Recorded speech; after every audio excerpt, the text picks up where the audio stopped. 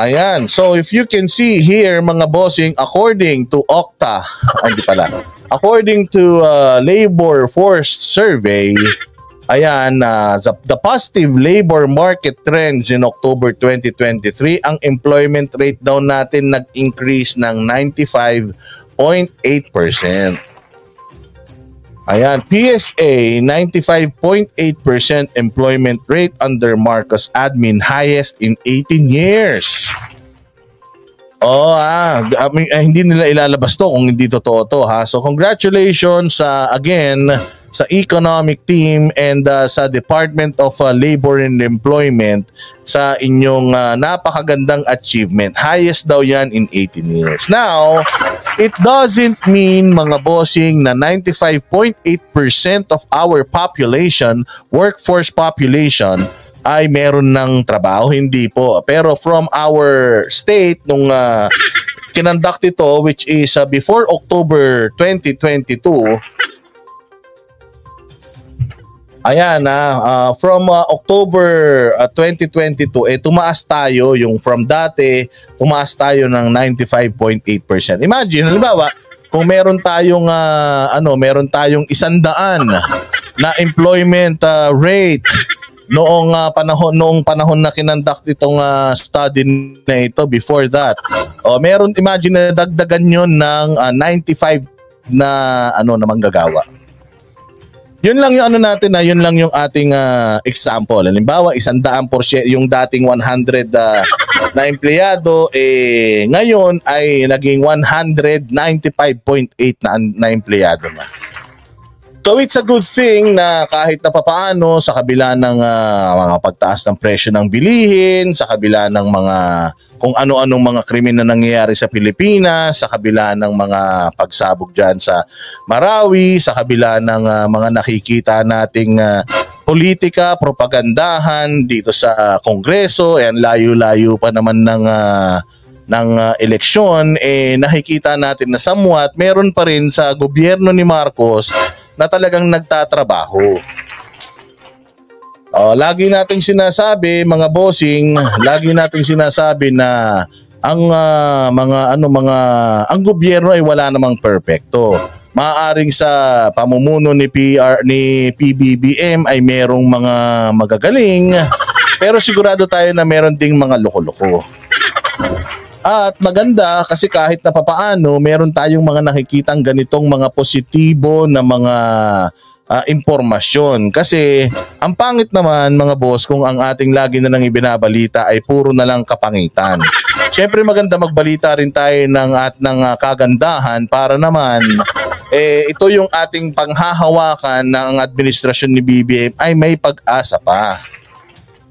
Dahil meron pong mga nagtatrabaho pa rin ng tama. Maaaring mas marami yung nagtatrabaho ng tiwali, pero definitely meron pa rin sa mga kabinete ni PBBM na nagtatrabaho ng wasto, nagtatrabaho ng tama, breaking their legs para lang mabigyan tayo ng magandang resulta. And this is one thing that we should be happy, that we should be, be positive about.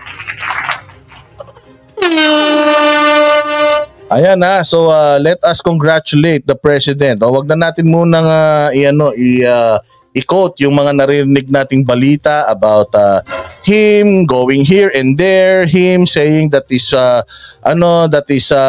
infected with COVID again, and yet he went here and there. I mean, that's irrelevant right now to the topic. Our topic is we are at least congratulating the people in the government that are working their best effort, that they're doing their best para at least makapaghatid ng magandang serbisyo sa Pilipino. Maybe some of you will not believe this, but again, this is factual, and this is something that we should be happy about. Pag-asa ang binibigay natin sa mga kababayan natin. Every time that we are, doing this, maghanap tayo ng magandang nagagawa ng gobyerno, positibo yung nai-instill natin sa isip ng mga Pilipino na sa kabila pala ng kanilang pagpalpak ng ibang mga ahensya ng gobyerno, meron pa rin pala sa gobyerno nagtatrabaho ng tama. Kasi tandaan ninyo, meron pa pong 4 na taon na nalalabi sa kanilang termino. And gusto natin na yung 4 na taon na yon ay matapos talaga nila. And gusto natin yung 4 na taon na yon ay maging maganda na yung takbo ng Pilipinas. At maganda na rin maganda na rin mga bossing, maganda na rin yung ano na yan, yung mga ganitong ibinabalita natin kahit papaano dito sa channel natin. At least nandoon tayo sa ating slogan, pasok tayo sa ating motto na kapag tama ay palakpakan, kapag kamali ay banatan.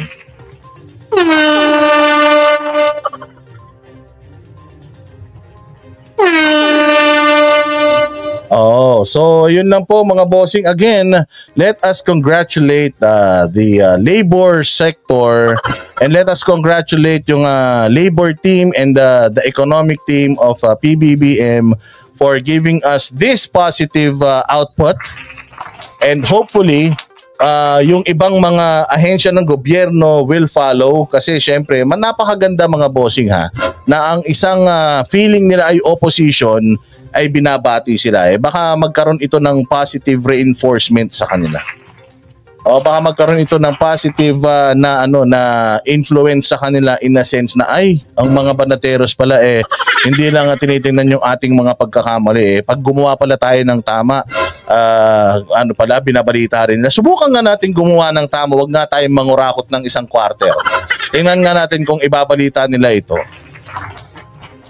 Ayan. But anyways, ayun nga, nakaraan, inflation went down to 4.1%, and hopefully, maramdaman natin yan in the near future, and hopefully next year will be a better year. Okay, so again, congratulations sa gobyerno. Mabuhay kayo at